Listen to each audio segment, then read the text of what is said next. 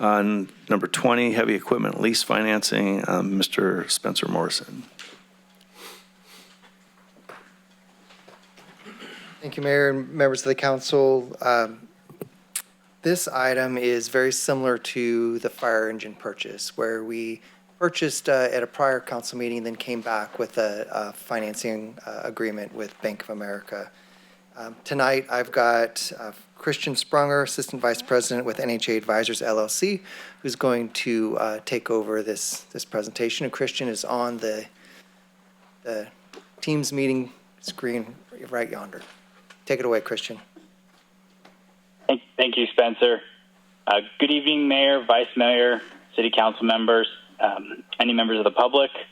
As Spencer mentioned, my name is Christian Sprunger. I'm with NHA Advisors. We are the city's municipal financial advisor. And tonight's item is going to be discussing a lease purchase agreement with Bank of America to finance a backhoe and a street sweeper. So if we could advance to the background slide. Thank you. By way of background, as Spencer mentioned, this item came before council. Well, the first part of this item came before council on October 19th, which was related to the approval of the purchase of those vehicles. Council authorized approximately $474,000 toward the purchase of the street sweeper and the backhoe loader. The purpose of purchasing this equipment is to modernize the city's fleet, as was discussed in more detail on October 19th. The cost of the mechanical street sweeper is $316,000. The cost of the backhoe loader is $158,000. The cost of these items reflects some beneficial pricing to the city through Sourcewell, which is a member-driven cooperative that's designed to help municipalities, state governments, and nonprofit organizations purchase equipment. The street sweeper has about a 6-month lead time between when the purchase happens and delivery of the street sweeper. The backhoe loader is available for delivery upon purchase. We could go to the next slide, please. The city entered into a master equipment lease purchase agreement on August 26th of this year with Bank of America and made 2 draws against that line of credit for the purchase of other equipment, fire vehicles, and some vehicles for the sewer fund. Tonight's item is to seek authorization for a 3rd draw against that Bank of America line of credit. Before entering into that line of credit back in August, the city went through a competitive RFP process and received 8 proposals from various national banks. Bank of America's terms were the most advantageous to the city in several ways, including the lowest interest cost. So there was definitely some benefit, a lot of benefit with going with Bank of America originally. The 10-year term on this lease is strategic to tie to the useful life of the vehicles being purchased. And assuming we hold to our targeted December 7th funding date, Bank of America has locked the interest rate at 1.68%, and that's locked through the final maturity in 2031 for the lease. That rate results in a semi-annual repayment of about $26,400, which equates to about $52,800 per fiscal year. Next slide, please.